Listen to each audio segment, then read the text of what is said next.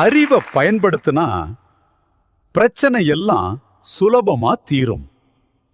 எனக்கு பணம் தான் முக்கியம். ஏமாத்தினாலும் சம்பாதிக்கணும். ராமா, அந்த வியாபாரி எல்லாரையும் ஏமாத்திட்டு இருக்கான். ஆமா, இது அநியாயம். அவன் பேராசையாலே பிடிக்கணும். நான் பாத்துக்கிறேன். ராமா, இந்த பிரச்சனைய நீ தான் தீக்கணும். சரி அரசே, அப்படியே செய்கிறேன்.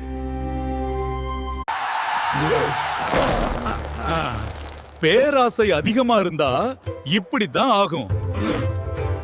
என்ன மன்னிச்சிடுங்க. இனிமேல் நேர்மையா இருப்பேன். என் கூடவா நேர்மையா? நான் நம்ப மாட்டேன். பேராசை நஷ்டத்துக்கு வழி, நேர்மை வெற்றிக்கு வழி.